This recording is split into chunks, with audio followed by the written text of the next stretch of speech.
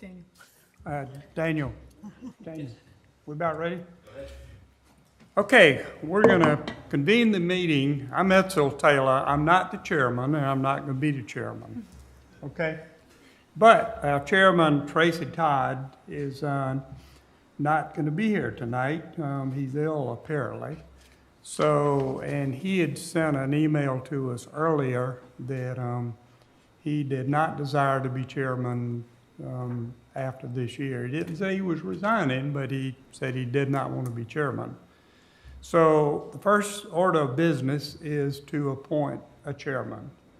I'm going to start it off with making a recommendation that the gentleman to my right, Mr. Jason Russo, will be our new chairman. Do I have a second on that? I second it. We have a second. Is there any discussion? Do we have a vote? Right hand, please, in favor of. Congratulations. We have a chairman. Thank you. Okay, and here you go. So I'm going to let Jason get acclimated to his new position for a second and take a moment to introduce the committee. We have a couple of new members, Jason being one of them. So his new first appointment as being chairman. Mr. Jason Russo is with the Hilton Garden Inn. You want me to? Yeah. Good evening, everyone. I'm a sales director for the Hilton Garden Inn and Low Country Conference Center over in the Nexton area. I am a Dorchester County resident. I live over in the Newington neighborhood, and excited to be here. Thanks. And then Miss Sandy Price.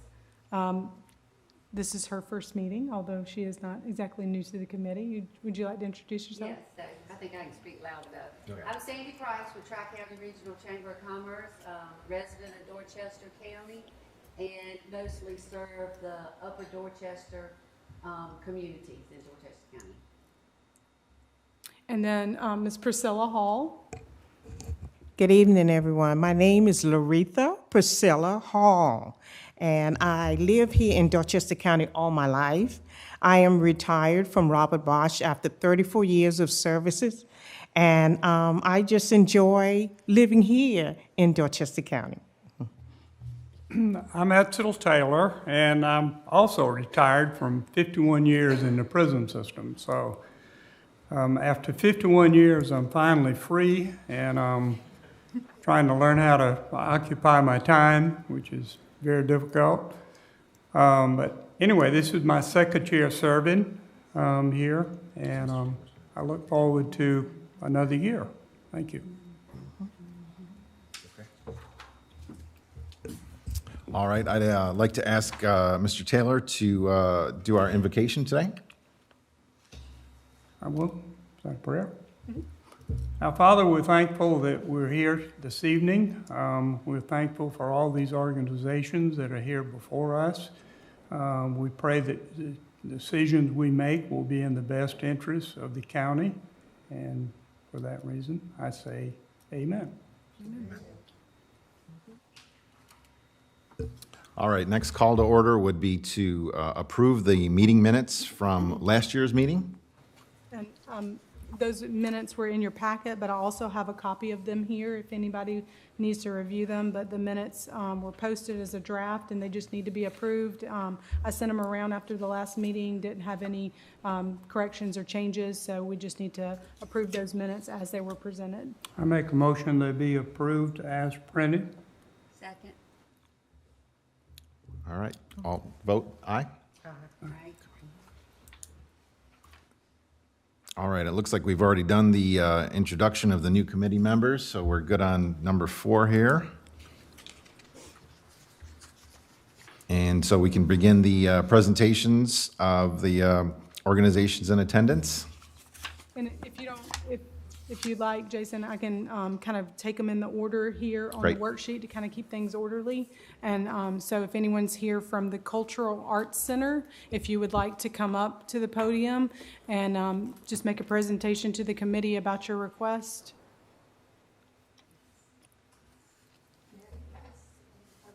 Sure.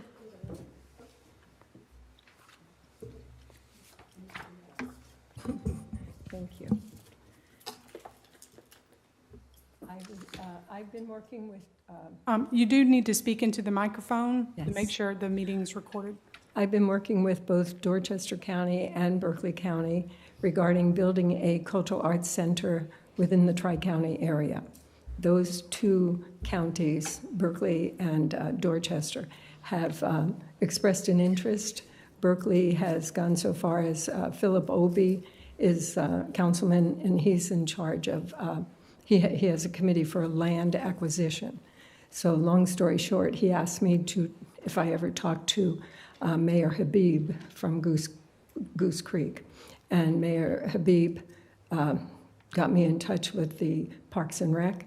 Parks and Rec would like to have a cultural arts center. They have 43 acres, and they would like to have a cultural arts center built. Whether or not that's all approved is another matter, but at this point, everybody's interested. I've talked to the Dorchester County. He's not the economic developer now, but a couple years ago I spoke to him, and he came to Rotary and spoke to Somerville Rotary and was saying that he spoke about industry and housing. And he said, isn't it wonderful we live near Charleston so we can go in and get our entertainment? And afterwards I went up to him and I said, why would you say things like that? Why wouldn't you encourage that we have, besides housing and industry, that we also have the Cultural Arts Center here where we can accommodate people in this county, and instead of sending them on 26 and give all the accommodations taxes to Charleston and then have them come back on 26 and bog it up. I said, he said it wasn't his job. And he said, I live in Berkeley County, so I should be talking to the Berkeley County economic developer. He said exactly the same thing. And he ended with, it's not his job. And I said, well, whose job is it? So I have the job. And I am very dedicated to making this happen. There, in the course of my being in the Rotary, there was about 6 organizations that came to speak at different times about special needs and the plight of the special needs person and the caretaker. Long story short, on that one, I decided that our group, the cultural arts, could accommodate special needs people. So we can, and I talked to the National Endowment for the Arts. They said they have tremendous amount of grants for people with special needs, but nobody's asking for them, and they asked me to please call back when we were ready to start our programming. Now, what have I done? I've done 4.5 years of research in the county, collected names of government to who donates to what, how much, and why, and I've got enough research to show that this is something that many, many people want. I have over 60 organizations that have asked to augment their programs with our programs. There's a group called SOS Care. They wrote a support letter to us. They want to be a part of the program because they're special needs people. They look for jobs for them. We can have jobs for special needs within the Cultural Arts Center for ticket holding, ticket sales, waiting on tables, cutting celery, being in shows, working on scenery, lights, sound, everything. So there's nothing that prohibits them from being able to do it except their ability. How far can they go? What can they do? Some might be able to only make a piece of clay pottery, but at least it gets them out. I talked to Toni Capoletti, you might know her. She was over all special needs education in Dorchester County. She's on my board, and I asked her, has there been any research to show that special needs gains in mental acuity from experiencing the arts? She said, what a great question. And then she sent me, within 2 days, information that showed that, yes, indeed, it does improve the mental acuity, but the doctors were astounded at how high their emotional and social levels jumped. And that's because most of the time they're being tested, go home and watch TV. Or they go to school, go home and watch TV. And I ask people, since I've been living here 14 years, I've seen one person outside with Down syndrome. So where are they? They're home. And they're not included in our society. My goal is to bring them into this, have them start to be a part of, and see what we can do to make a few changes in positive lives in people. what I need is Philip Obie asked me if I would produce a couple of programs so that we could show that people are truly interested in the arts. I have never lived any place where people weren't interested in the arts, and I've done programs, as you can see, quality programs, and have tremendous participation by the public.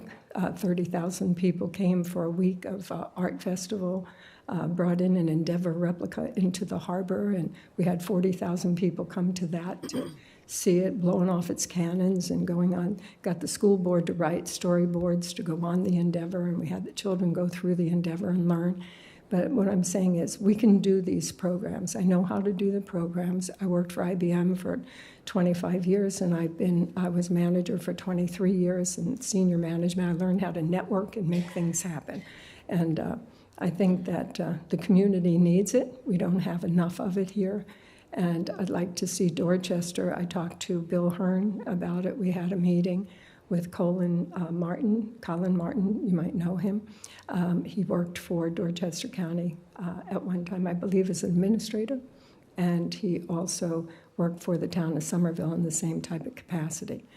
He's been looking for land and talking to people with me, people that are recommended to us by others, et cetera.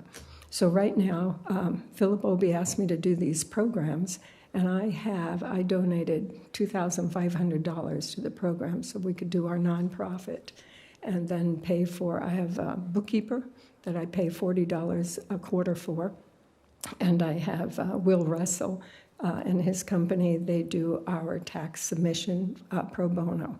So I'm down to $1,106. And so I'd like to have some funding for marketing these programs.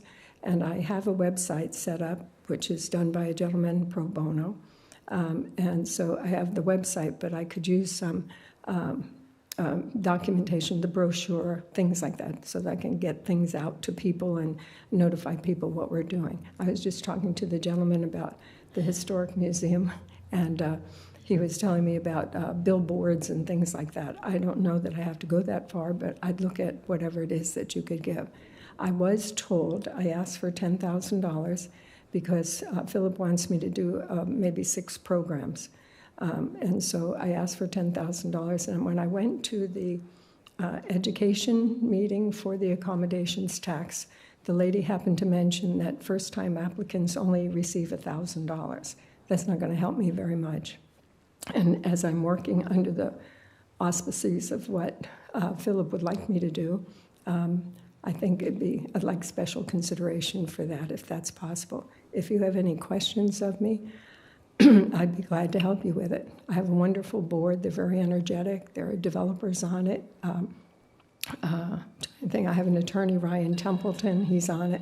I have high-quality people that are helping me with this, and I think we're doing a fantastic job. We've been moving along. In the past 3 weeks, I've had three meetings with people who wanted to learn more about the cultural arts, lunches, presentations at night, people calling up and saying, I heard about it and I need to know more. I think the interest is very high. And I'd really like to pay more attention to just getting the building built. But I will do these programs and see what we can get out of that. As a matter of fact, Monday, I met with Fire Chief in Cane Bay. Myself and 5 others raised $84,000 when they were building the firehouse. But we raised money to buy uniforms and furniture within the firehouse. And so I met with him and I said, how about you and I do a joint program? We'll split the money 50-50. Do you have any programs you want to bring in the trucks, have the kids look at that? I'll get a Dalmatian dog, all this. And he said, well, there's a program that he wants to start that would be a perfect venue to teach the children how to do the fire hose and all the different apparatuses, show them what they could do. And I said, well, I can bring in the arts and we'll do a joint program. We're looking at doing that in the Ymca. But we just had the meeting Monday. I wrote up the notes and I sent it to him, and we're going to go from there. I think I'm done. Yeah, I probably should have mentioned this in the beginning, but we really, I'm going to time and we really need to keep it to 5 minutes. Okay, did I do 5 minutes?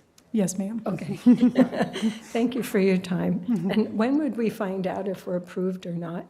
It has to go in front of county council. Once this committee makes a recommendation to council, it will go in front of full council on September the 6th, and they'll make the approvals then. So the committee makes a recommendation and council approves the funding. All right. And I have a copy of the presentation. Should I leave that with you? You can With give this it. gentleman? Okay, thank you. And are you finished with those copies? Yes, ma'am. Yes.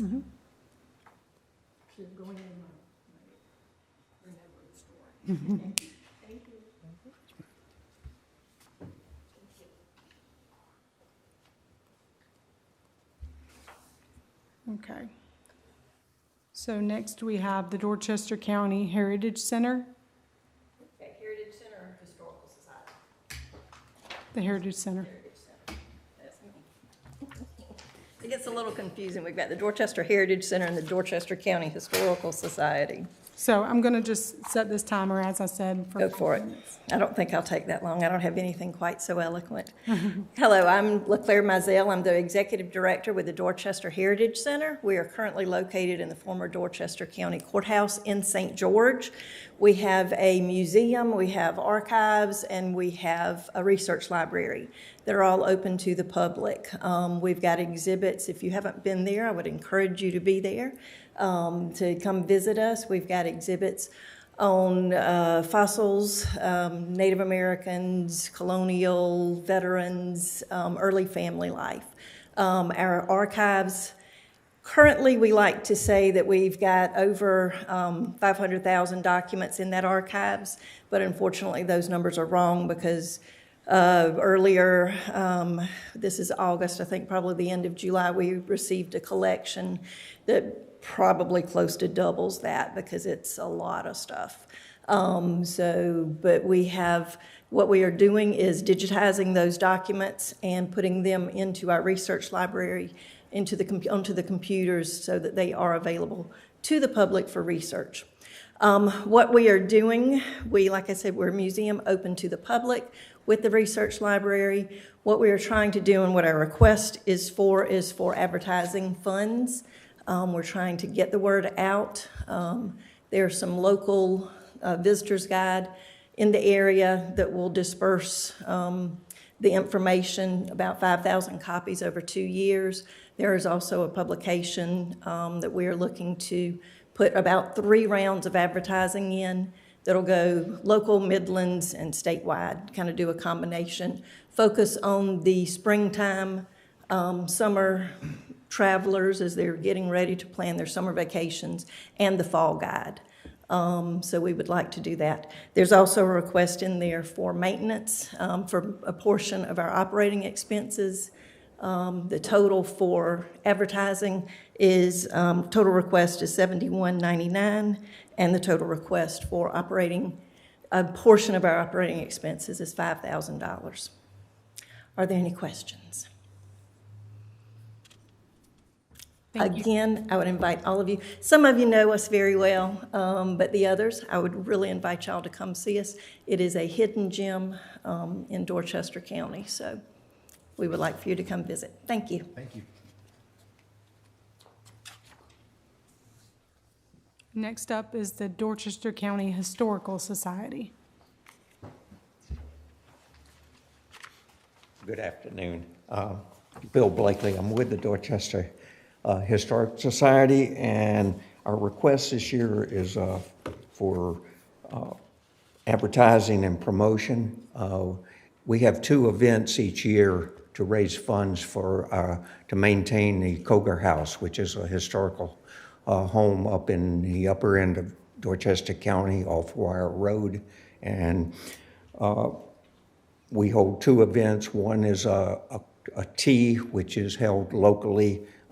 We just had that this past June, and we're having the advertisement that we're looking for is for our 5th annual Living History that we hold at the Cogar House. The house is open for tours, along with, we usually have reenactors of some sort there around the house, along with vendors.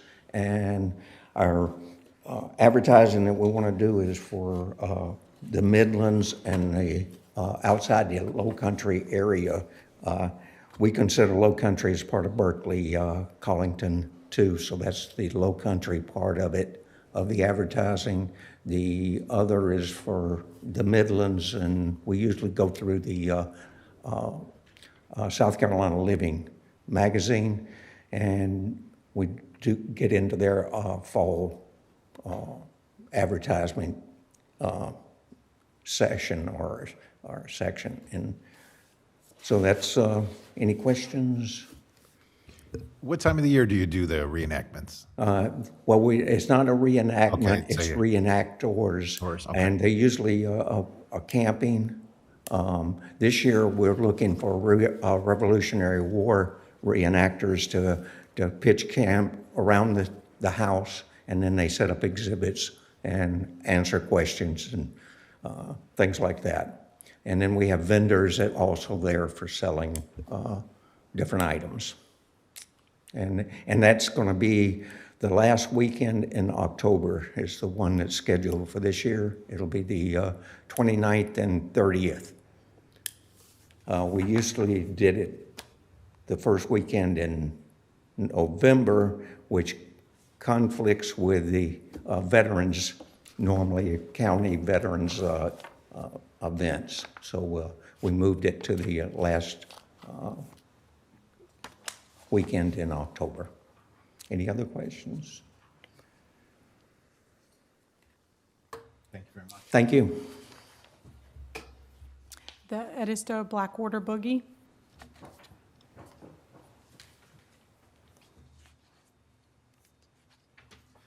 Good evening, everyone. I'm Dan Riley with the Edisto Blackwater Boogie. If you're not familiar with the Edisto Blackwater Boogie, it is a music festival out of Giveon's Ferry State Park. It's much more than a music festival, though. We started back in 2019 with the help of Dorchester County and Dorchester County Parks. We partnered with Dorchester County Parks, and they came to the ATAX committee here and asked for ATAX money to help promote the event. The first year in 2019, we got $13,000. Last year, in 2020, we were granted, 2020, we were granted $4,000. Last year, we were granted $2,000 because we weren't able to spend the $4,000 from the year before. And so this year, we're asking for $6,000 to go towards advertising. Last year, we spent a little over $8,000 in advertising for the event, and we had over 835 attendees. We were encouraged at last year's ATAX meeting to track our zip codes, and so we did that at the gate of the park. And so we determined that last year we had 789 people from out of county come in. Over 42 of those were from out of state. So the advertising seemed to work that we were doing, spreading it out in the area here. But the Edisto Blackwater Boogie this year is a 3-day festival. It's family friendly. It's over 44 performances by musicians. It's the largest gathering of local musicians in the entire Charleston region. And so we've got over 44 acts for the weekend. We have things for families. We have art activities and other fun activities, outdoor activities throughout the weekend. The park, the rangers at the park do a guided history tour, so there's education involved as well, teaching people about the park and the history of the park. Also, we've partnered with the Edisto River Keeper and Friends of the Edisto River. They've been there each year at the event, and they set up and they teach people about river conservation and being able to take care of the natural surroundings. This year, we're really excited to have the Edisto Natchez Cusco tribe coming out. And so we tried reaching out to them in previous years and had a little trouble communicating with them, but finally we were able to connect with them this year.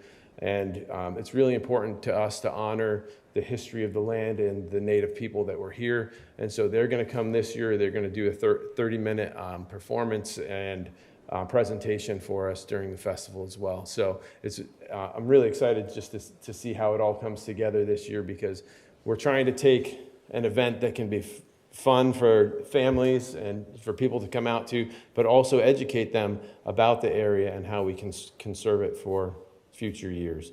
And this event, all the money of it from it goes to help Give Ann's Ferry State Park. We donated $5,600 the first year, and then last year we donated $8,000. And I've had the question, why does a state park need a donation?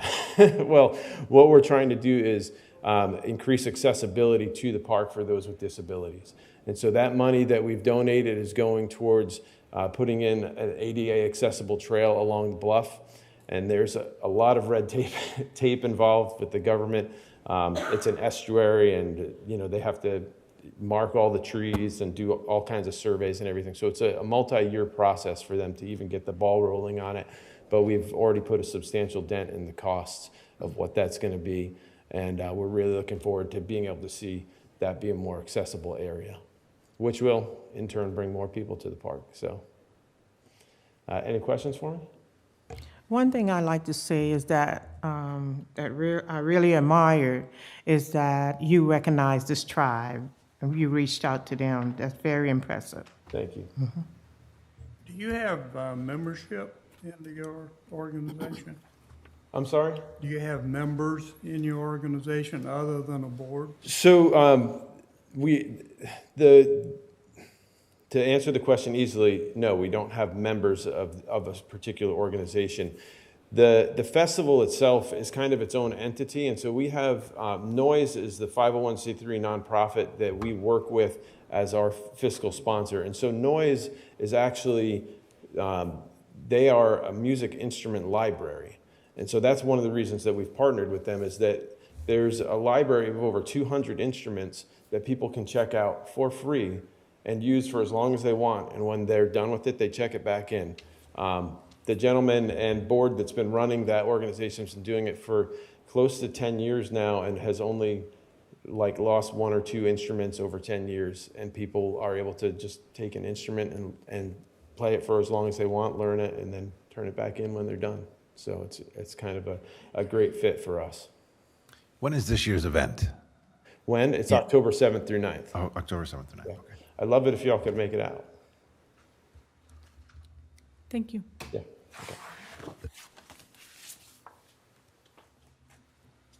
Longleaf Productions.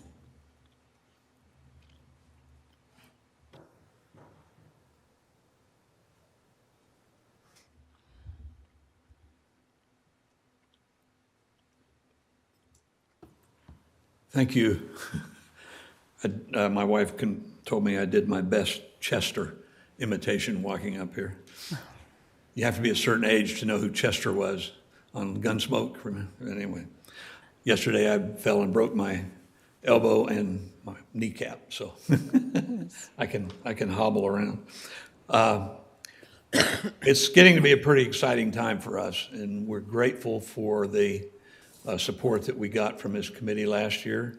It's enabled us to get more footage gathered together for the programs that we're doing. To bring you up to speed, or if you weren't here last year, we previewed a preview of the film on the St. George School, restoring the St. George School. As far as I know, it is the only film of the actual reconstruction of one of these wonderful Rosenwald schools. We are attempting to do films on as many of the state's Rosenwald School stories that we can. We're almost nearing the end of the South Carolina show. We've finished one on North Carolina. The South Carolina show will be premiered in October in Columbia, and it will feature the St. George School prominently, because St. George is probably the best example of a multi-teacher school in the country that we have seen that is back to the way it was. There's a couple other ones that are brick, but they're not. They're used as retreat centers and things like that. They're not really showing schools. We've been working on the St. George show since basically when they started building it. And so we're in North Carolina. We come down here periodically. So it's been largely the work we've done on the St. George show has been self-funded. We got $4,000 from you last year. It was a tight year for tax accommodations. I know that because it wasn't much travel during the pandemic, but we're hoping it's improved this year. And the St. George School is nearly finished. And so that means we will be able to finish that show this year. And it would be the last time we come and ask you for money. But we're really proud of this school. We're working with the National Park System, and they are reviewing sites to use in the Rosenwald National Park. And we filmed them, a meeting with them, and made a presentation to them in the St. George School just a few months ago. And they were site selecting. And hopefully the National Park will come to fruition. The study of it has been approved by Congress, and then it goes back to Congress. The national parks will make the recommendation. But it should be a wonderful thing, and a wonderful thing for St. George and tourism in the county itself. We will have the St. George school film done probably in the spring, depending if they get the things that they want put in by then. So we're asking for your support again, and we appreciate everything we get. Everything helps, as you well know. Any questions? Thank you.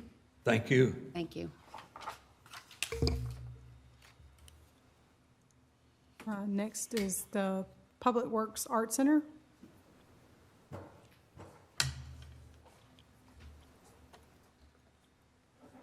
Hi, everybody. My name's Jana Riley. I'm Executive Director of Public Works Art Center. If you haven't been in, it's okay, I forgive you, but I hope you'll come in soon. We are located in the Old Town Post Office, which was formerly the CPW building.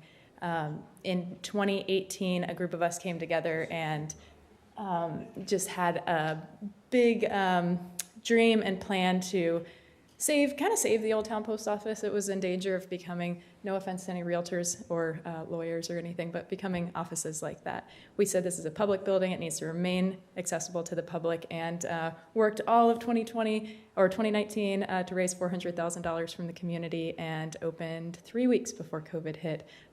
But we found the silver lining in that and reopened in June of 2020, and we've been going ever since then. We are the cultural hub and creative incubator of the Low Country. We used to say we want to be, but we've really seen that take off. One thing that we do is we offer free admission to everybody. So that is a part of our mission to make the arts accessible to everybody. So the way that affects Summerville is we brought in 2,500 people just last month. That all those people who are coming in, a lot of them are coming in specific to us, then they stay in the hotels for some of our events, they shop in our stores, they go to our restaurants. We bring so many people to downtown Somerville. We track our tourists, or we track our visitors, and we had about half of our visitors last month, and in general are tourists. I will say the demographic we're trying to reach the most is kind of old Somerville, the Somervillians who have lived here forever. I was born and raised here, so I feel like I can say this, but the people who have been here for a long time say, oh, I know what downtown Somerville is. I don't need to go check it out. So I encourage you, if you haven't been there, come and check it out. It's really changed a lot. There's a lot of vibrancy and energy and enthusiasm behind not just what we're doing, but what a lot of people are doing down there. We have 2 to 4 free events a month. We'll have documentary screenings. We'll have open mic nights. We'll have poetry workshops, pet adoption events with Dorchester Paws, orchestra events with Summerville Orchestra. We're all about collaboration, rising tide lifts all boats, that sort of thing. We are very, this is the crux of what we do. We're very, very intentional about inclusion. If we're going to call ourselves a community art space, we really need to be representing the whole community. So in what we do through our 3 galleries that we change every 6 to 8 weeks, it's always fresh in there, from our events that we have to our classes and our camps, we're really intentional about making sure that the whole community is represented there. And in turn, that brings in people from all these different communities that we're working to build trust within. An example of that is we work closely with a Latino arts organization. We translate some of our events that we're having into Spanish and to English and have somebody there at Public Works that can speak to the people who are coming in and having events that are specifically for Spanish-speaking people. We do the same thing in the disabled community. We work with Beyond Basic. They're an organization locally, and they come in and they learn job skills at Public Works Art Center. That representation in our community is important. We're working with them to have disability pride downtown Somerville too. We work to build trust within communities of all different backgrounds so that when we say this is a community art space, it's not just for wealthy people. It's not just for people who like oil paintings of the beach. It's not just for adults, it's for everybody. Every exhibition has a table that kids can do something for free. They get that free admission and mom and dad can just sit down for a second and the kids are creating art there. So nothing should hold people back from the arts. We even have an artmobile that we take into communities if transportation holds you back from the arts. So we also work closely with the school district to bring in all different opportunities for the kids. We got classes including pottery, painting, felting. We've got a huge pottery studio that's really popular. And we have summer camps. We've welcomed 250 kids this summer, and I think 15 to 20 of them had full ride scholarships through the South Carolina Arts Commission. So all that to say, I'm sorry to talk your ear off, but this is my favorite subject in the entire world. We've got so much energy, we've got so much enthusiasm. We're right in the heart of downtown Somerville, so we add to the landscape of what you can do in downtown Somerville. You don't have to pay anything, you don't have to shop in a store or go to a restaurant that we encourage that everybody do. You can just enjoy something in your hometown or the town that you're visiting for free. And like I said, it changes constantly, so it's different every month and a half. We've got great vibes, for lack of a better term. It's just the most empathetic, positive, welcoming space that I've experienced in Somerville. And anyway, I hope that you'll come. We asked for, I believe, $6,000 for promotions and advertising because we just want to get the word out that I think the billboards that we're working on right now says something as simple as Somerville has a free art center, just very, very simple and bold so people can just go, wait a minute, I'm going to turn down 199A or B and see what's up. So any questions? Oh. That sounds excellent. Thank you. It's so much fun. Okay, thanks. Next, the Somerville Dorchester Museum. Good evening. My name is Jerry Burns with the Somerville Dorchester Museum. Pam Giesick is here with me as well. The Somerville Dorchester Museum has been here for 30 years in downtown Somerville and supporting the county for that period of time. Our goal is to increase tourism and traffic in the area. To that end, what we're proposing is an advertising program putting rack cards in travel centers along the local highways. These rack cards will have stories about unique events that have occurred here in the Somerville area. They will also have QR codes in the back that will allow them to access our website for both written and verbal audio information as well. This will show people how to get to our museum. We currently have a prototype program along this line, putting rack cards out there in some of the travel centers, and it appears to be working relatively well. So that's our goal, that's our plan, that's what we want to do. We wish to increase tourism and traffic in the area. Our proposal has a complete execution plan and an itemized budget with it as well that I invite you to take a look at. Thank you very much for the opportunity, and let me give you some prototypes only of the rack cards that we're working on. Let's see, prototypes only. Thank you. Thank you. Appreciate the opportunity. Thank you. Next is the Somerville Family YMCA.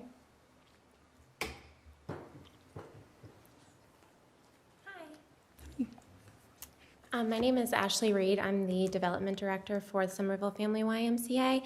Our request is for the Flowertown Festival, the 2023 Flowertown Festival. This will be our 50th anniversary of the festival. One of the things that we're really focusing on this year is highlighting both new Somerville elements, but also really trying to look back at our past years and highlighting some of the things that were really popular in the festival. We attract more than 200,000 people each year to the festival. Our last Air Sage study, which is where that number comes from, was conducted in 2017-2018. Our goal is to conduct another survey for 2022 to 2023. I think that number has probably increased drastically over the last few years. They estimate that about 18% of that 200,000 plus attendees is actually from out of town, so out of our local community. We are really working on increasing our partnerships with local hotels, local businesses, restaurants, to help attract some of the attendees to the festival to those local businesses and make a bigger impact in that way. And also for us, it helps us to really track what our impact is on the community. A large portion of the request for this year is focused on, number one, that 18% as far as the large crucial pieces of the festival, such as security, maintaining the footprint, but that's based on the 18% of that full amount. And then also advertising, increasing the advertising outside of our local community. We do a great job in the way of billboards here in the Charleston area, but really expanding outside. So those would be areas like Beaufort, Columbia, Florence, those areas, and expanding the billboard advertising there. Also social media advertising and really expanding our presence there. The good thing about social media advertising is that, number one, we can see the traffic that we're getting from that, but also really targeting to make sure that we are reaching people outside of our zip codes that we have. Obviously, that's the goal in all of this. So we are really working on expanding our reach, doing a really great job of tracking what our reach is this year, and making a bigger impact in Somerville. All of the funds that we raise from the Flowertown Festival, those go to support our mission, so allowing, we don't turn anyone away for their lack of ability to pay. We offer swim instruction to children, adults, youth sports, memberships, everything just to make sure that people are able to get involved, have a healthy lifestyle, and stay active in our community. We have really been working on partnering with other nonprofits as well to make sure that we are increasing our impact. We work with Beyond Basic. We have been working to secure a partnership with DCAC, and other local nonprofits, just to make sure that while we know that we do great things, we know that we can help assist some of the other nonprofits as well, and really make a bigger impact. Can I answer any questions? Thank you. Thank you. The Somerville Orchestra? Nope. The Flowertown Players? Timrod Literary and Library Association?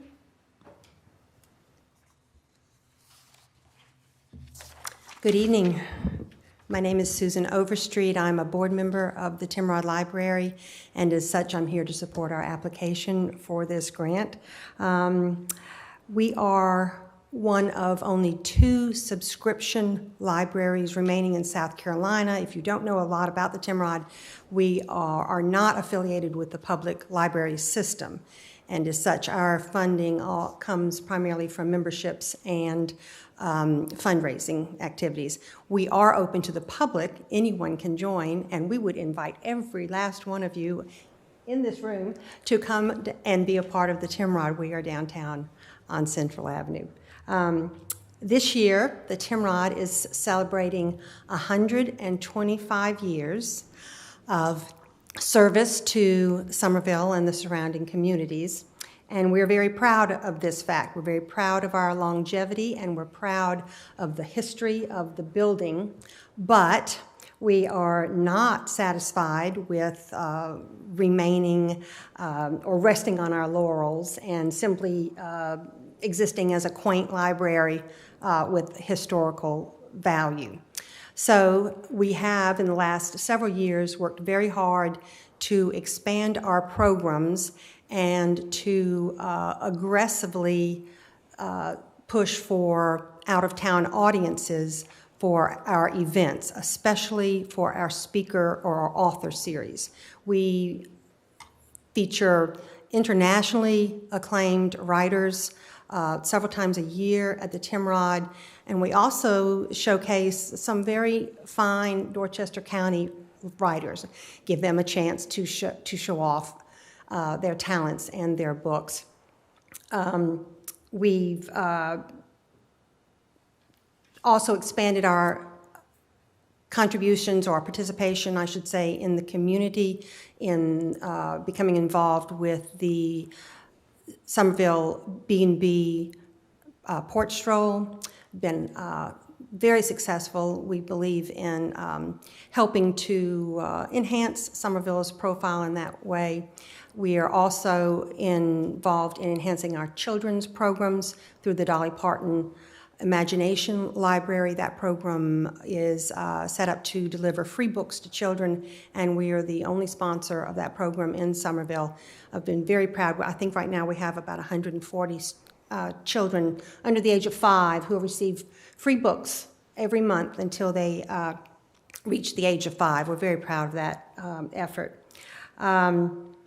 All of these efforts require a lot of publicity and advertising, of course, and that can be costly. And because we are limited in our sources of revenue, we are asking again this year for funding to advertise in the Charleston Post and Courier to promote our events that are strictly the Timrod's events, but also events such as the Port Stroll that highlight Somerville in general. We'd like to continue that success, so we have asked for funding again this year. Last year, I believe you were very generous to give us $2,400. This year, we're asking to bump that up a little bit to $3,600. Not a lot of money, but it's a great deal of money to us. So let me end by thanking you for last year's funding and ask that you please continue that funding so that we can remain a vibrant part of the Somerville community. What questions can I answer? Thank you. The town of St. George.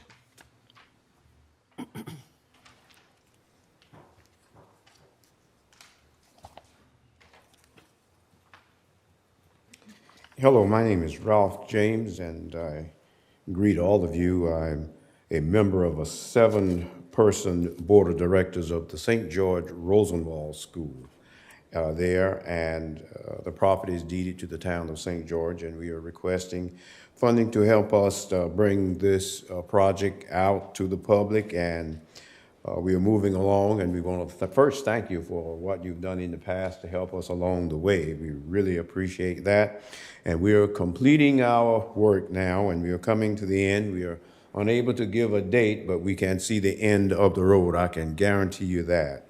We've been working, all of us as volunteers, to bring this school property to the public. It's a school that was built back in 1925, utilizing some of the funds from Julius Rosenwald Foundation and Booker T. Washington. So we are very proud of this. There are over 5,000 of these built here in America along basically the southeast. And we've come to find out that the St. George School is one of the largest one in the southeast that's still in existence and still there. And I believe it's the only one in the state so far that's as large as we are. And we want to bring it to the public and bring everything out. We're working very hard to get it done. The last phase is landscaping, and I'll just share this with you. Start.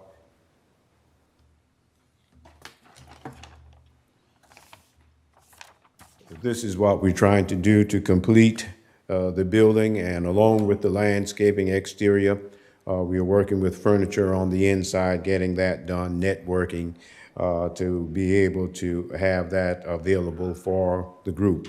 It's an H-shaped building, and the north wing, we're dedicating that as a children's museum and an exhibit. We have been designated by the National Park Service as the Civil Rights Network, and there will be an exhibit there for that purpose. The south wing, we will have 2 original classrooms as they existed during 1925 with the furniture and everything there. We have much of the original furniture that we were able to retrieve, believe it or not, within about 18 miles of the school. And none of all that had not gotten that far away from us. And we have some of the original books there for our library. So we are moving along, and we certainly appreciate whatever you could do to help us bring this out. And we feel that it would be a great tourist attraction, but most importantly, we will continue to empower the community and the persons there within the community. We have a good working relationship with the town of St. George, the community, and the alumni. We are proud to have over 200 members that are working with us there. So we hope that you will continue to help us and bring this to pass. Any questions on what we're doing? Thank you very much. Ms. Caparo, if I could get that from you. Thank you. And last, the Tri-County Regional Chamber of Commerce.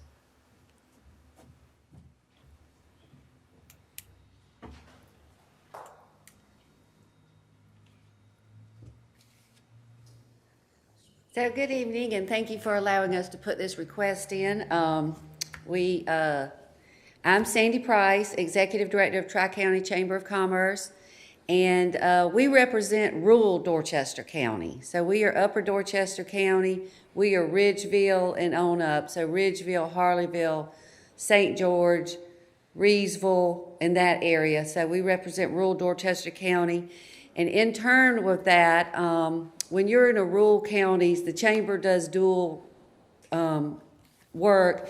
We do tourism as well as the chamber stuff with the business. So our part of the tourism is our magazine that we put out, and we put this out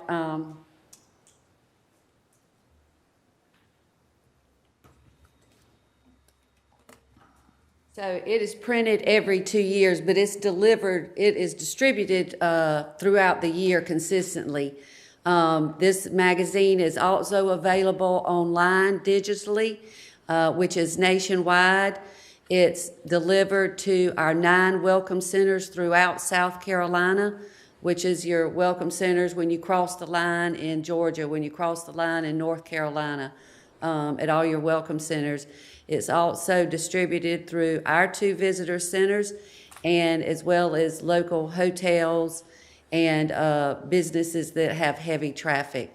So we distribute about 5,000 of these for each print record, and digitally as well online. We have, I can't tell you who looks at it and comes to the lakes. I can tell you we get numerous phone calls, you know, wanting to come to our parks, wanting to come to the Koger House or anything that we hand out and distribute that information. And then the hits on the website is probably about 26,000. So, but we appreciate you letting us put this request in.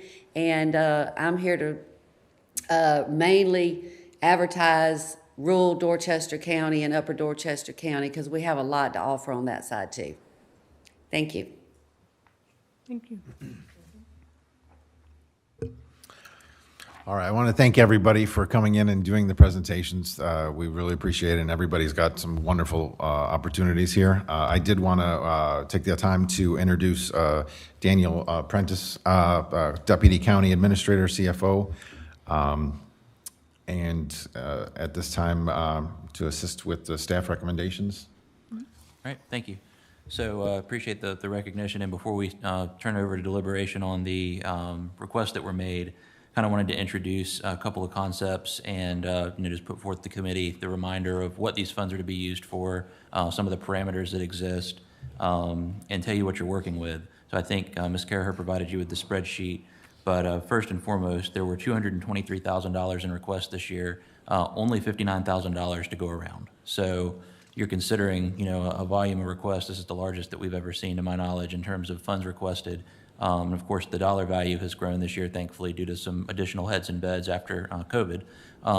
But still a small pool of funding in Dorchester County for accommodations tax funds. Unfortunately, we don't have a lot of lodging institutions in the unincorporated portions of the county that bring in this revenue. So those in Somerville and North Charleston within our county jurisdiction are going to those municipalities, and those funds are distributed at their level. So of course, the goal here is that every dollar that's distributed to an entity, being a nonprofit entity, should return additional dollars by way of heads and beds for the 2% accommodations tax to be able to continue to thrive and grow.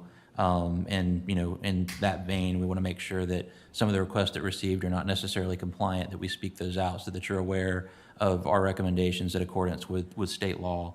So we're going to do that. I do want to throw out there that after last year's meeting, I was appointed by the governor to the Tourism Expenditure Review Committee, which is the oversight group that statewide oversees the expenditure of tax dollars. And so I'm going to sort of back out of any contested items and pass that over to Ms. Caraher, because obviously if it was contested at the state level, I would be opining on it to a certain degree as a member of that group. And I just wanted to disclose that since that's something new this year. Typically I take a very active role and kind of keeping it conversational as we go through those items, but I'm not going to surmise what the Turk might do from this point forward while I'm on that group, because I don't want to speak for the rest of the membership.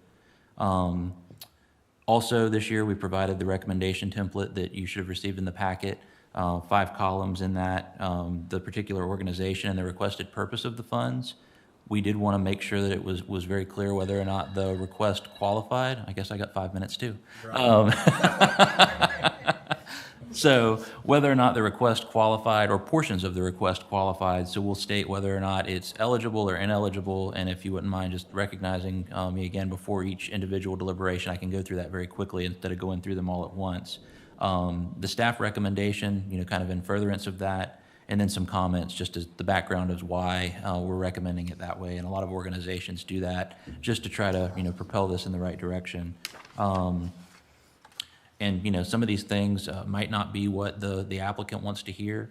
But I think, seeing some of the presentations this year, a lot of the feedback that's been received in the past has been channeled well into the requests that have been made, which help us track things like zip codes to understand, generally people with 50 mile and outward radius is what we're looking for, to kind of come into the county to put those heads in beds in terms of marketing and advertising and things like that. And actually having that data is very helpful. And so some of those requests that we've made in the past years will come up again in staff recommendations as we go through each item. So thank you. So I guess if you'd like, do you want to do them in order that they were presented and deliberate over each one? Yeah, the committee, I think, has the worksheet, so we have the order here, and we'll take them in the same order as the presentations were made. Did want to kind of just mention, and I might have missed it, Daniel, if you kind of gave the committee that number, but the 65% allocation for the fiscal year 22 collections is $59,065.90. So that is the 65% funds to be allocated by the committee tonight. And I will serve as your bank teller and record in Excel as you make allocations, recommendations to tell you what's remaining, so that we can kind of allocate as we go through. And then if you need to reallocate to balance out, typically past practice would be to allocate every dollar. By state law, you can only hold on to the funds for 2 years, and then they have to be kind of deliberated upon immediately or given back. So obviously, with a small pool of money, I want to make sure that every dollar is able to be expended. So the first one up on the list was the Cultural Arts Center. Advertising and promotion of cultural arts programs deemed to be eligible generally based on what the intent for those programs is. Unfortunately, we weren't able to make an affirmative recommendation based on it being a new program without any defined benefit to tourism in Dorchester County, and then the kind of prospect of there being events held in Berkeley County versus Dorchester County wasn't very clear. I was hoping the applicant might stay to be able to answer any questions that the committee had, but there was definitely kind of a county line crossover, and I don't believe we've ever seen an application before for a dual county type operation. The dollars for the events have to be expended on events in Dorchester County. So. I'll turn it over to you if y'all have discussions. Well, I generally agree with what you're saying. I think that there's definitely long-term opportunities for it, but right now we don't have a clear defined, I guess, return on it having additional heads and beds. There's no immediate impact. So it's tough for me to make any recommendations. So I'd probably have to say no also. Personally, one of the toughest ones first, I think. My recommendation would probably be to pass on it initially and see maybe at the end if we can help. Yeah, I think for future recommendations in this thing, whether she makes a decision on, like a location, whether she wants to do a Berkeley County or a Dorchester County, once there's maybe a clear defined location where this can take place, and then I would be definitely happy to address it in the future. I agree. So you made a motion? Okay, I make a motion to deny the request. Second. Third. Call for the question. What, I'm sorry? Does everybody, you call for everybody to? So we call for a vote? Okay, everybody, aye? Aye. Aye. Perfect. All right, so next one up is the Dorchester County Heritage Center advertising and promotion by way of statewide publications and local visitors guide, as well as operational expenses for a tourist-related facility. The assertion there is that everything would qualify except for the $5,000 for the operational component. That has, really kind of goes into state law in terms of the nexus of tourism generating activity and how that plays into operations. We've talked to the Public Works Arts Center about this before as well. And so that part we cannot, deem as eligible. The rest of it would be deemed as eligible and recommended for direct advertising funding for out-of-market promotion of that facility. And Mr. Edsel has recused himself since he is affiliated with the Heritage Center. I believe he's on the board. So at this point, I'm just giving my opinion on this matter. So if if 5,000 does not qualify, does that put our request amount at a lower dollar amount? It can, or you could just deem that the funds that you could direct that the funds recommended, even if it was the full $12,199, be used for out-of-market advertising. So it doesn't necessarily, just because a request is made at one level, doesn't restrict you to recommending the funding at that level. And do we have historical information from previous years on this? We do. I'll let Jessica speak to that. So the Heritage Center, last year, they received $5,000 for advertising and promotion, by way of statewide publications, development of a promotional video, and development of a new logo and branding. The year before, they received $8,000 for rack cards for advertising and promotion, wayfinding signage, magazine ads. Goes back, I have 7 years worth of historical annual funding. Most of it has been related to advertising, specific events, veterans exhibits in the museum, Smithsonian travel exhibit, digitizing some of their records, those types of things. Do I have any other input from any other? Well, as I review his application, I agree. The maintenance fee, I don't agree with it, but for the advertisement, I totally agree to grant him the $7,199. That's just my opinion. Do you want to make a motion? I make a motion. I'll second that. Okay. Yeah. All in favor? Aye. Aye. All right. Mr. Edsel, you can come back.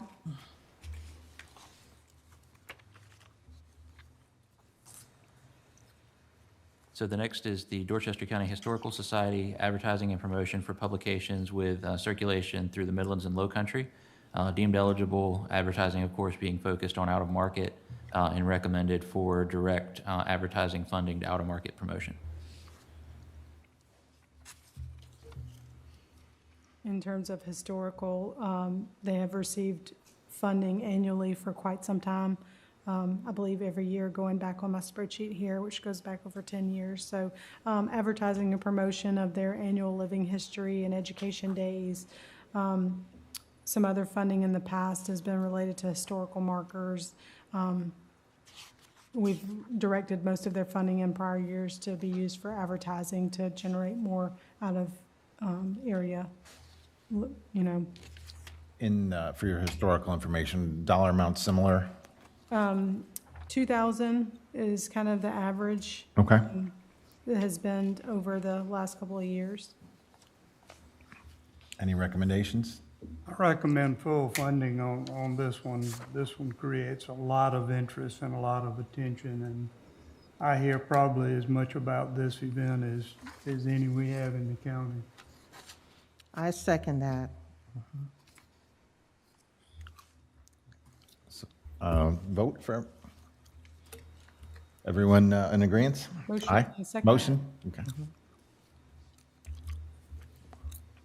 All right, so 3122. All right, next is the Edisto Blackwater Boogie, advertising and marketing for this event, deemed eligible and recommended. This is the one we discussed in the past about definition for out-of-county zip codes to ensure positive tourism impact. And again, recommend that they continue to refine that and provide zip code data based on attendance.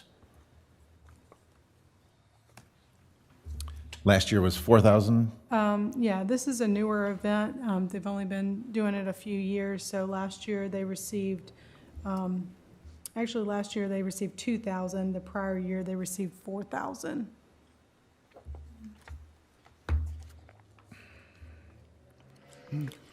Well, I'll certainly make a motion to match last year's 4,000, unless anyone has any additional. I tell you, I was really impressed with this one. I was. It did a great job on the presentation, and I'd like to bump that up to 6,000. All right, I'll second that. Yeah, because I noticed that he added some extras onto that, especially that tribe. I think it would be beneficial. That motion. I think that y'all need, with the monies that are allocated, we have so many good applications that we need to be careful about that. Just my thoughts. Just thoughts, okay. Yeah, you're currently at it, prior to the, I'm just trying to keep a running tally here. Prior to the Edisto Blackwater Boogie, you're currently at $10,321 allocated. So with the funding you have available, that leaves a balance. If I can get my formula to work right here. Roughly 48,744. 48,744. Well, and then, but what's left that has been requested? Oh, yeah, lots. If you were to So fund we it have $6,000, 42,744 was what was available of the 59. No, I mean, how much is left or requested that we've gone through these? Oh, well, it was $223,000 requested Yeah. in total, and we only have 59,000 to allocate, so. 191,000 left that you're So considering. I would caution us on upping everybody. Do you have a recommendation? Well, I recommend we would do what was last year, but, I mean, I wish we could give everybody what they requested, but I think we need to keep in mind that you still got a whole stack left. Well, when I make my request, I take in consideration of the tourists that's coming in, that they're bringing in, and what it's going to do for the county. And certainly I don't want to interject the process, but if you need to, park something and not make a motion and go through the list and consider other items, that's an option Right. as well. So I think you've got that's kind of a two good idea. competing motions on the table now. Yeah. All right, So so you can always make a motion and go through that, and then you can always come back around to it as well. So I think you had a motion, but you had two different There's motions. two motions, yep. motion to come back around then Is that, Just withdraw the originals. okay, so we'll revisit it after a few more. Okay. All right, next up is Longleaf Productions, production of an educational documentary on the Rosenwald School, deemed eligible. We were struggling with this in terms of a recommendation, predominantly because of the term of how long the funding was going to be requested. I believe that question was answered by the applicant in terms of this being the final year in the production of that video. So given the, kind of finality of that and the opening of the Rosenwald School, and then being able to use that, to promote tourism within a building, which I'm just refreshing on Rosenwald, is deemed as a national landmark. That has a more significant pull on tourism generating nexus. So that was the question that was left with staff, was what the timeline would be for wrapping this up, because there's been several years of funding that Jessica can point to that have been provided in the past. Yeah, 2 years of funding. Last year was 4,000. The year before was 2,500.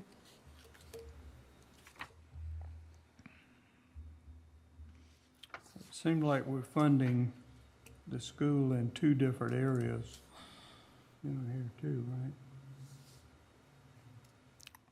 Yeah, there's certainly two applications for, it's a little of a crossover there, so we have to make a determination on which, if both warrant, or if one would have more importance over the other. Well, I think the film for the Longleaf Productions is certainly going to bring in heads to beds and people to the Rosenwald School, because it's going to be amazing. I wasn't clear on what the other one was for the Rosenwald School. It seemed to go towards They've been using that for actual construction. construction, and restoration. that's not bringing heads to beds. Well, it's actually, it'll get the facility open. facility. Future, yeah. So the nationally designated landmark, that was the kind of bright line test, if I may, that was used to make the ability to construct the facility eligible. Typically, construction of a facility, just in rare form, would not be considered eligible, but given that it's a national landmark, that was what was previously granted, and they've received several years of funding for construction activities. And then beginning with opening, any future funding request would have to be justified by attendance with zip code data, just as the others are. I also noticed that his application didn't have a signature on it. I don't know if it was an oversight or what it was. It's probably just a scanning issue with, I believe he sent that to me through email. Okay. But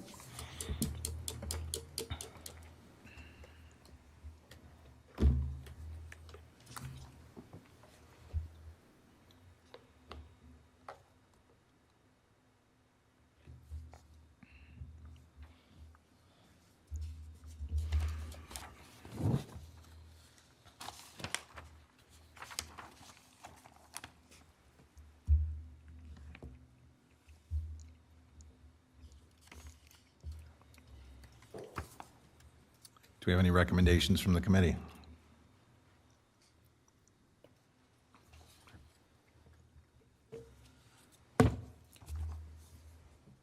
What did they get last year? Did they get anything last year for the film? $4,000. 2,500 the year before. Mm-hmm. Well, I think if they're wrapping it up, I make a motion, we do 2,500. I second. Call for a vote. Aye. Aye. Aye. Aye. All right. Next is Public Works Arts Center, advertising and promotion, including website maintenance and operation. I guess eligible, deemed eligible, recommended. Continue to improve zip code data to be eligible for expanded funding in future years. Website maintenance and operation, the keyword not being operation of the facility, it's an operation of a means of advertisement for the facility. So that's not a problem. We have spoken of this one in the past because there was an operating request previously, and everything is kind of scalable.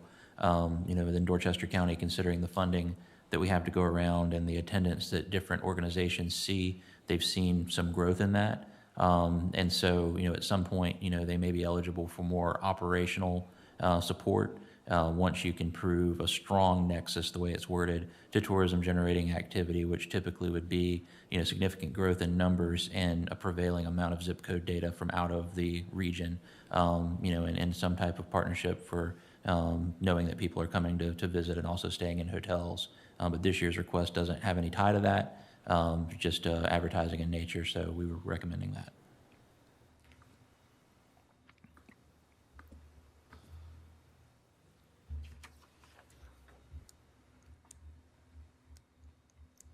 The Public Works Art Center has received funding for a few years since their inception. Last year, they received $4,000, and the prior year, $3,000. Prior to that, $5,000.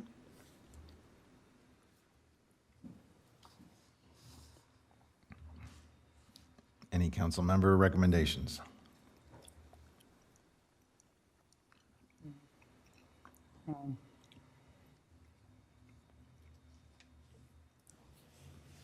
I would recommend 3, at least half of what they're requesting. 2,000, my recommendation.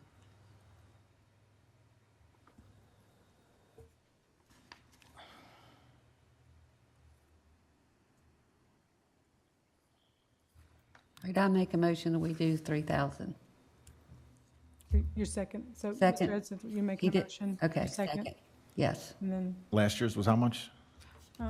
last year was, sorry, 4,000. Yeah, and it's Prior like year was we're going 3,000. backwards, and they Yeah. are steady expanding and producing more. And they dead smack in the middle of town. I would like to make a motion to increase over last year to 5,000. Yes.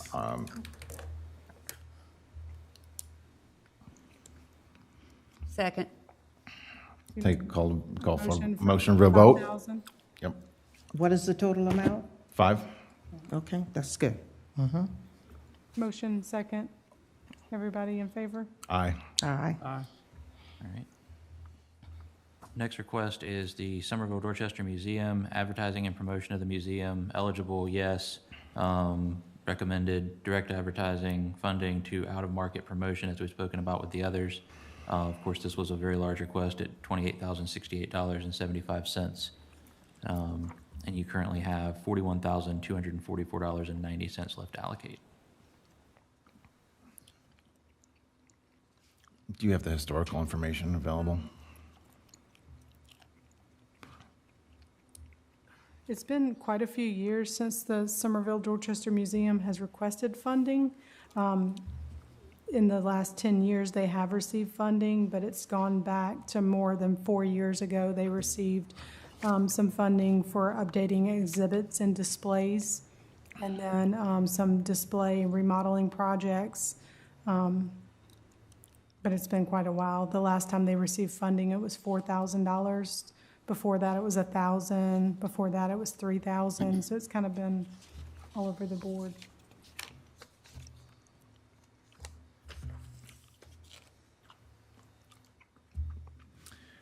What is our total at right now? You're remaining, you've allocated 17,821, you have 41,244 remaining, and there is 142,000 left to consider.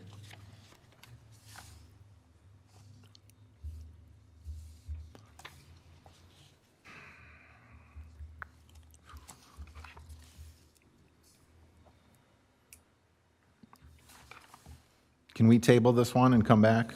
Yeah, I agree. Okay. Okay. Next one is the Somerville Family YMCA, advertising and promotion of annual Flowertown Festival and maintenance and operation of a tourism-related building or facility. The advertising and promotion of the Flowertown Festival is certainly eligible. The operations and maintenance of the tourism facility is not. The festival in itself is considered a tourism-generating event. The facility as a operational entity would not necessarily meet that mark, although the eligible piece is recommended for direct advertising funding to out-of-market promotion. Well, as far as a direct injection of heads and beds, I think this is one of the signature things that happen in the Somerville area, and I would move to allocate the full 13,194.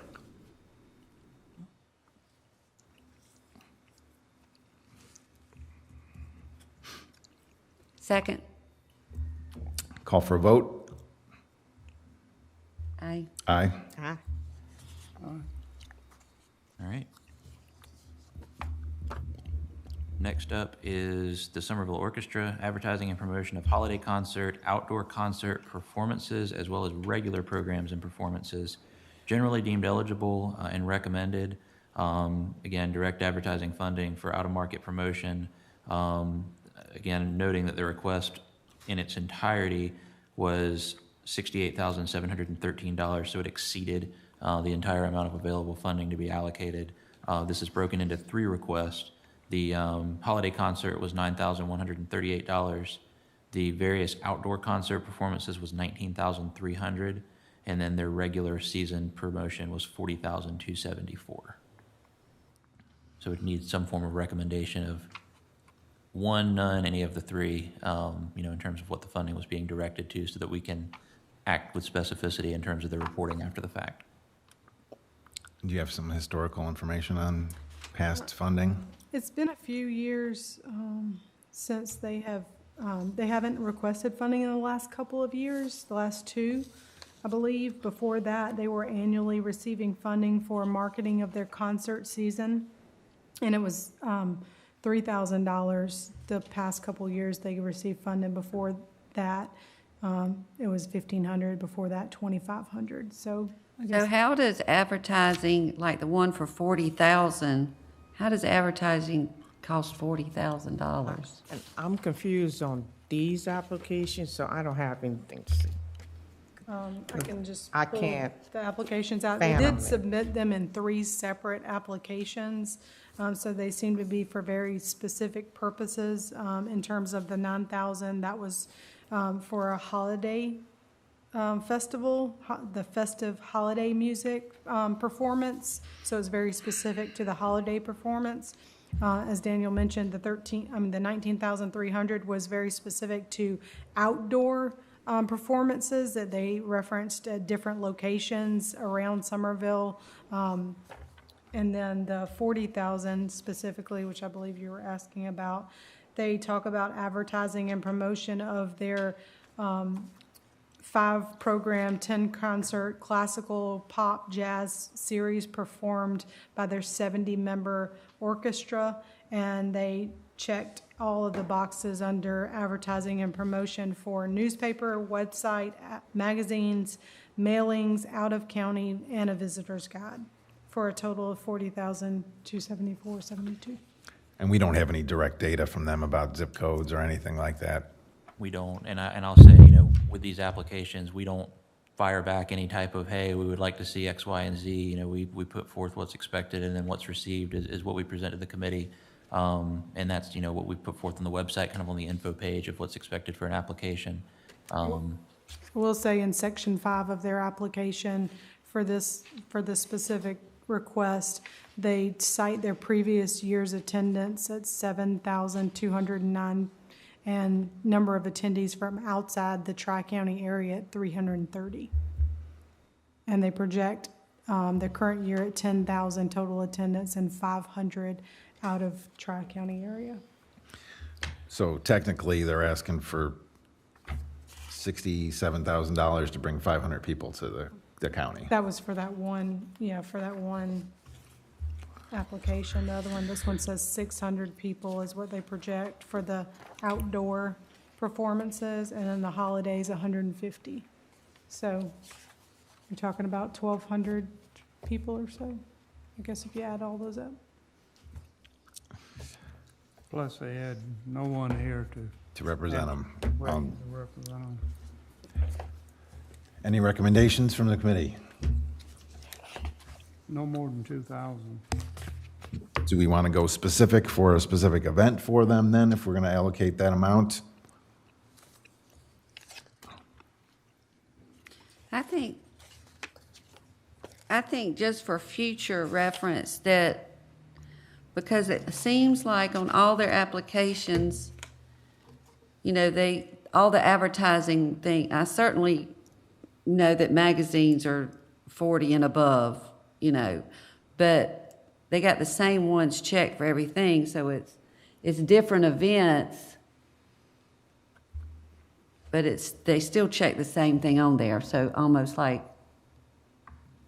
that's their, you know. Cast the wide net. They're not doing a magazine for this little event here. They're not doing a magazine for this event. They're probably doing a magazine collectively, if they're producing a magazine or having one made, I don't know. Or just advertising in a magazine. Because it seems like, you know, they've applied for everything throughout the year, but just citing different events. And I think maybe for future reference that, you know, they should consider, you know, we're going to advertise for the year, you know, let's put it under one application.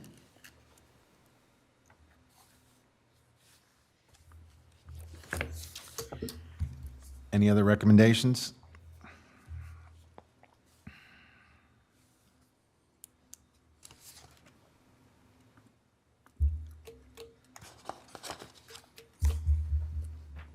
$2,000? So 2,000 towards the general program and performances. Is there a second? Second. Vote? Aye. Aye. Aye. Okay. Next is the Flowertown Players. Get the next page here. So marketing of the 46th season of theatrical productions, deemed eligible. Not able to make a positive recommendation on this one only because prior year funding was not expended. So I don't believe we have anybody present to present on that. And Jessica can confirm.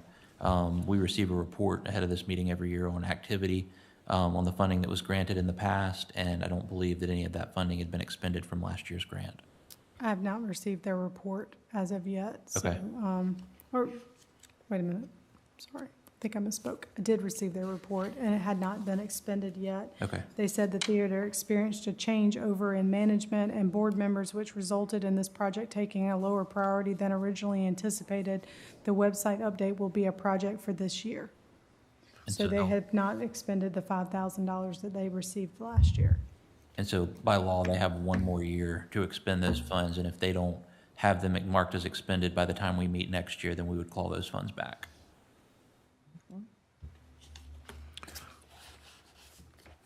Well, then I would make a motion then to deny this application then, if there's still 5,000 that they have not expended from last year.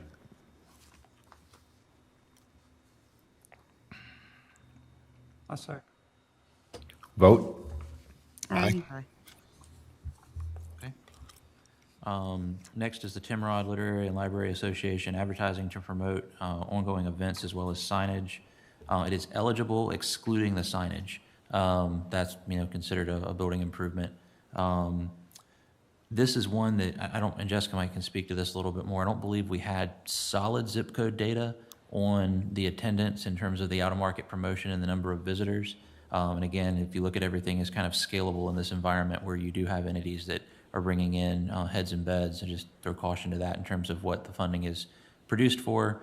I know in the past, and Jessica can speak to this, some of it had been newspaper advertising, and those were things that the committee had called into question in terms of it being local newspaper advertising versus out-of-market promotion. So any funding, you know, be out-of-market promotion strictly in nature would be the only recommendation we could make.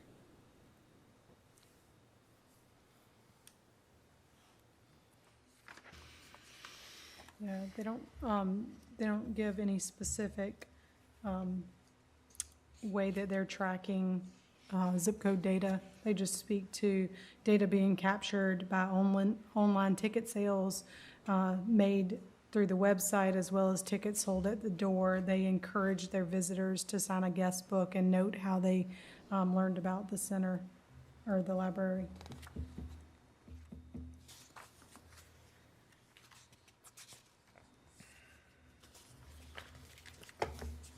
last year? Did we fund them? Last year.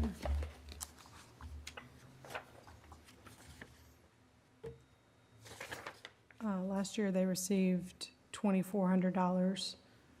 The previous 2 years, $1,500.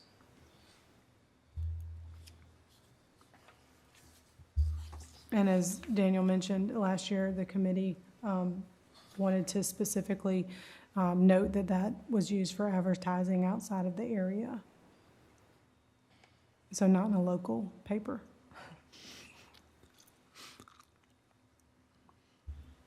I'd like to see us fund them personally. I recommend we fund them for the 36.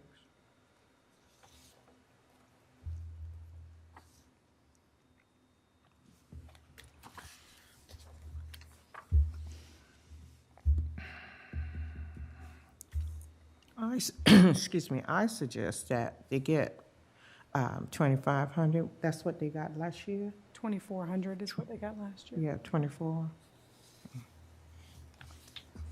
Like to make a motion? Yeah. I make a motion that they get 2,400? Yes. I'll second that. Second to what? Her 2,400? call for a vote. Aye. Aye. And we'll mark on that. I don't remember the exact breakdown on the application for signage versus promotion. We'll mark that that's to be used for promotion. Next is Town of St. George for the Rosenwall School restoration. Eligible, recommended, and noted that the facility is nearing completion, and any future request would need to be evaluated with zip code data once the building opens to the public for marketing advertising activities.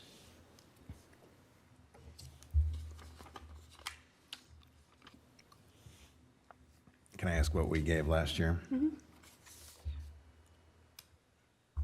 Last year, they received $7,610.85. And I'll note that the specificity of that was the sweep account where we were at the last Got to the request, end. and they gave them the pennies. So there was nothing specific to that amount other than the fact that that was the residual of what was left, and it was the rounding. They're in the T's, so they. He went last year.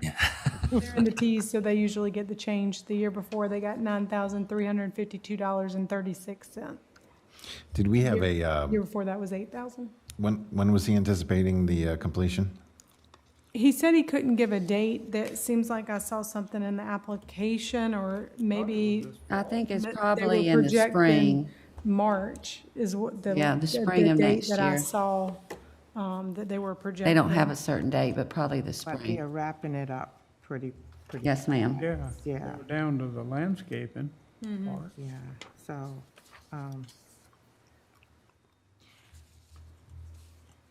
He's got a date on here of March 2023.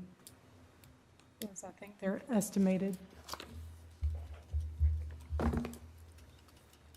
You have $23,650.40 left to consider, $25,000 in remaining request, and then Somerville Dorchester Museum and Blackwater Boogie to come back to.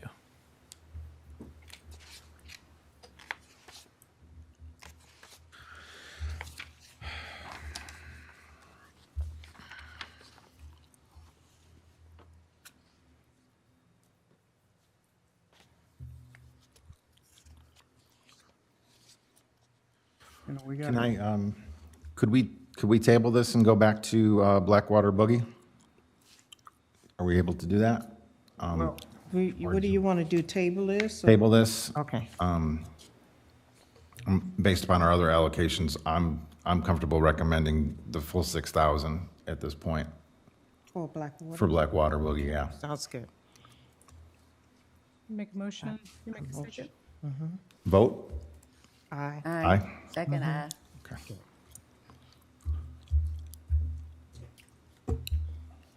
So then do you want to go back down to the So town of we've St. got George or go? Tri-County Chamber. Okay. All right. And this is Tri-County Regional Chamber of Commerce, advertising and promotion, eligible. Recommended generally for the 10,000 for advertising and promotion. And Ms. Price, I know you have to recuse yourself for the vote and everything. there were some things that happened before you came to the organization that I was going to mention to the group. And want you to be able to take part in that conversation if there's any context you want to add. This organization used to be our designated marketing organization, which is the entity that's selected to receive the 30% funds. So after the initial allocation goes to the general fund, the 65% opined on by this group, and then the remaining 30% goes to a designated marketing organization. It was in 2016, there was an improper expenditure of funds. The county had to claw them back, and at that point in time, the county created its own tourism marketing program because the chamber down here did not wish to receive the funds from the county. And so we have a tourism marketing program that we've been running since that time. And I'm saying all that to say that the organization as a chamber is eligible to receive the 30% funding, which is a totally separate pot of money. And I know that a lot of time has passed. And so, the $10,000 that was requested was of the 65% allocation that we're talking about here. But that organization, of all the other organizations that were contemplated tonight, has additional eligibility to be also considered as the DMO. And so I just wanted to put that out there because that's something that has gone on for several years now, and I know we're. Yeah, I'm aware that happened. Okay. Back in 2016. Of course, that was way before me. Absolutely, so absolutely. I don't know a lot of the details, but I am aware of that. Okay. So I just wanted to spell out the eligibility. I know we're running the campaign now as the county, but if the committee wanted to recommend not giving the $10,000, but recommending using the 30% money to assign it to the chamber as the DMO, that would be an alternatively eligible recommendation that could be made, and then those funds would have to be used expressly for advertising and promotion activities, not for any operational or maintenance, activities of the facility, which is what we ran into issues with before. So would that be 30% of 10,000, or what would No. that 30%? The 30% of the total collections for the accommodations tax for fiscal year '22, and that amount of the 30% is $27,261.18.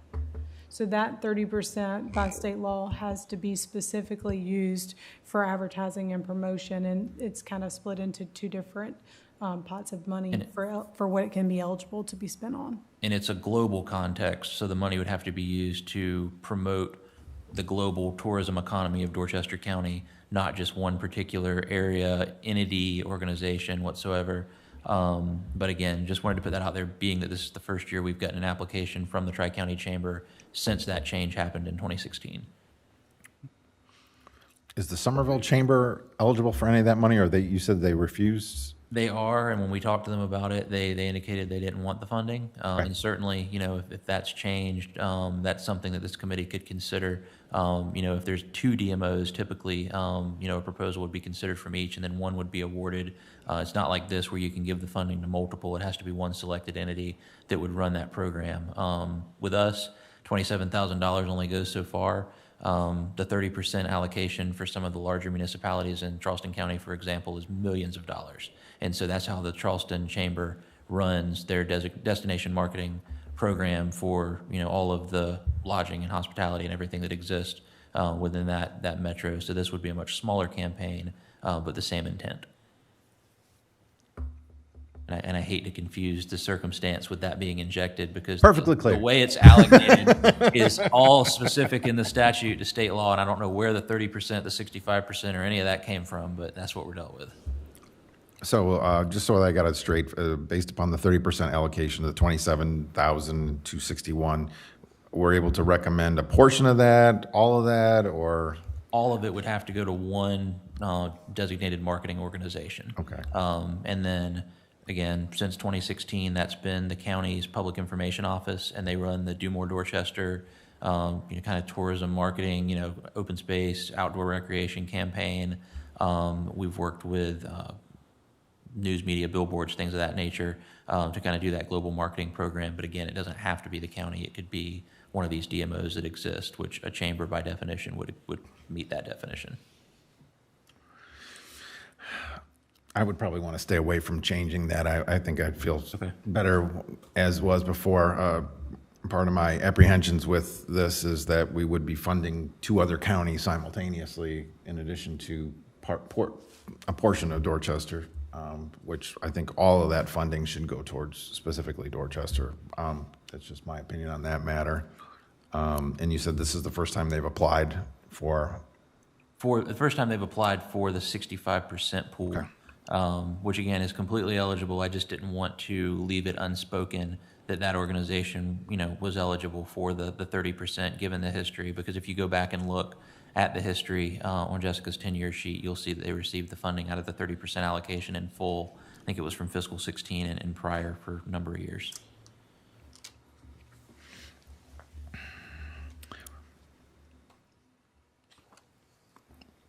So the $10,000 for the specific advertising promotional campaign is eligible and recommended as well.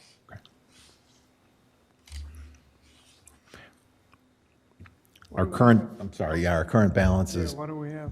$17,650.40, and then you're considering Rosenwald, Tri-County Chamber, and Somerville Dorchester Museum.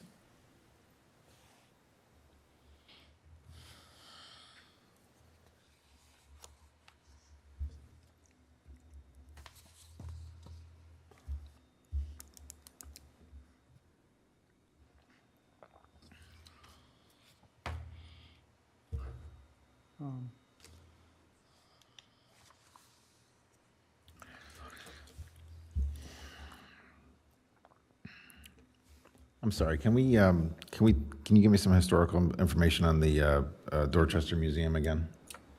Yeah. So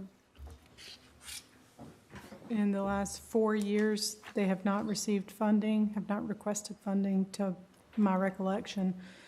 So prior to that, they received $4,000 that year, and the year before that, $1,000. The year before that, $1,000. And then the years before that, it was like 3,000. Okay. I guess we're going all over the place here, and we've got some vested interests in here.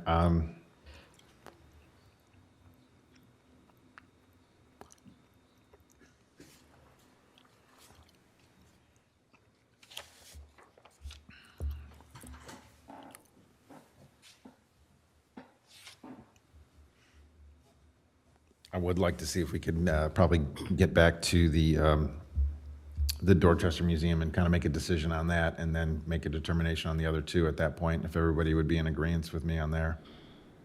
Do we have any recommendations from the committee? Current balance, $17,650.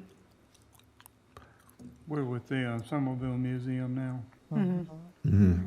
Yeah. So we have 3 left, right? We have St. George, Tri-County. What was the request for the amount Somerville, for Summerville? Dorchester Museum. Yes. $28,068.75. Give it all to them. Sorry. You're gonna have to write a check then to cover the rest.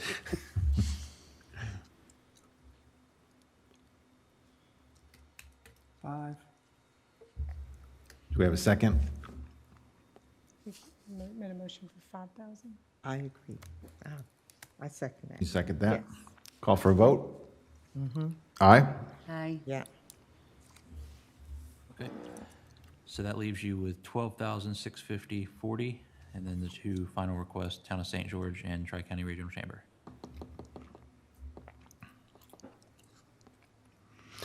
Do we have a recommendation on St. George?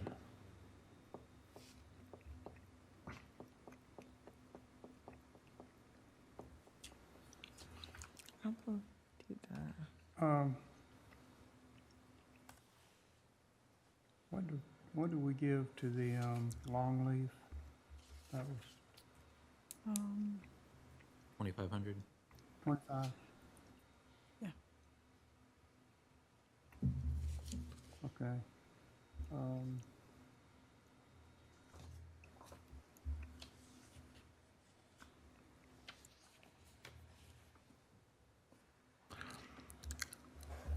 $5. And what did we give in the past? And you said there'd be special stipulations next year. after they open, they'll have to give us some data. Yeah. Last year it was $7,610.85. The year before that, it was $9,352.36. The year before that was $8,000.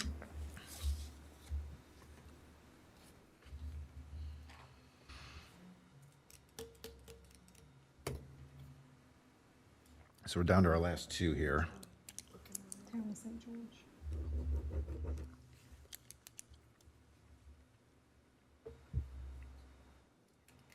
Five and seven.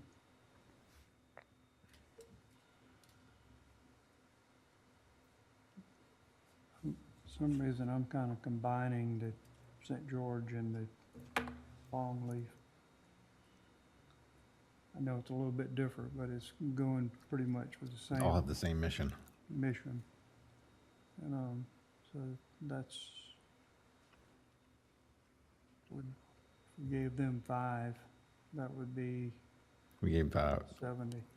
No, if we give St. George 5,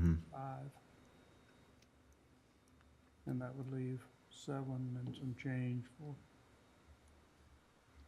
High County. Any recommendations?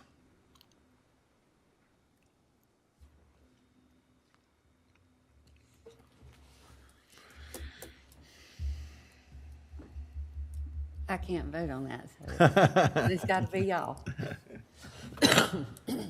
You can make a motion for the town. We're talking about the town of St. I George. make a motion for the town. For what is it? What do y'all want to do? 7? 7? No, I was asking. I made a motion for 5. Okay. Second it. I'll second that. All right, do we have a vote? Aye. So we're gonna give them less than what they got last year. Motion. What did they get? Well, with the combination.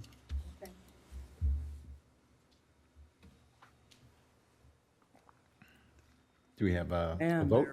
they're pretty Or do you have a close. recommendation? You wanna? Finishing too. I don't recommend for no one to get less than what they got last year. That's for no one. If you can't give them what they got last year, then Well, there would be a certain time you'd get stuck with that, because there's only so much money coming in. So if we increased every single person from the previous year, we might be some I think we're challenges. getting as much this year, so didn't what we? did you suggest, 5,000? Okay. And I'm looking at this from combination, the Longleaf is Oh, also okay, supporting okay. them. Last year, So there that's- was $43,000 to allocate, but there was only $90,000 worth of requests as well. There was $223,000 this year. Yeah, I asked Jessica if Excel was working properly when I saw the sheet the first time, so big increase in requests. Oh, get ready. Yeah. All right, we have a vote on Had a 5,000? motion and a second, and everybody voted in. All Vote aye. right, so 5,000. All right. So $7,650.40 is remaining. And you have either allocated to or denied all other requests. So that is the last to consider unless the others were reconsidered.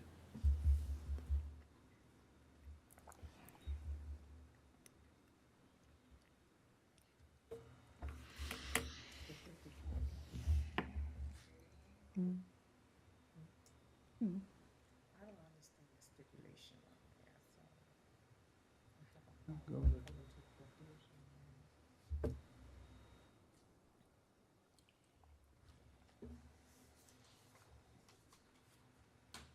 Got everything. Y'all want me to funded go back except outside? Tri-County, right? What's that? You got everything funded except Tri-County, right? $7,650.40 remains to be allocated. So the rest would go there.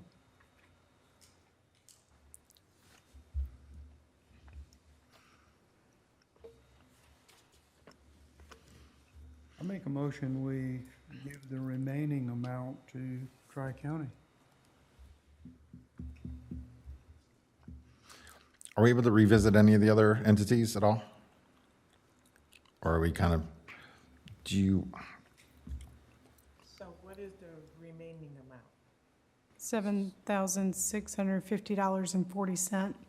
And I think you've addressed all of the Okay. requests. You haven't passed over anybody. Anybody that you did pass over, you went back to. So you have addressed every organization or every, request at this point, and made an allocation or either a direct motion to pass for All right. funding, so. I'll second your recommendation. So first and a second, you have a vote. Vote aye? Okay. Three. Three One in favor, abstention. one abstention. So that concludes the allocation of $59,065.90. And then this will go to County Council as the committee's recommendation on September 6th. Assuming that's passed in its form, then we'll distribute checks and proceed with the following year's reporting. Mr. Taylor, you were a wonderful chairman for 30 seconds. Russo. No, I know, but starting off the meeting, and appreciate everybody working with us this year to go through all of this with some new faces. Can I add that to my resume, by the way? Meant to say something earlier. I had to give you some accolades. 51 years in prison and 30 seconds as the chairman of the assessment committee. It's not bad. Meeting's adjourned? I think we need a motion to adjourn Motion to adjourn. at 8:03. You second it? Okay. Undebatable motion. There you go. Thank you, everyone. Thank you. You still look too happy.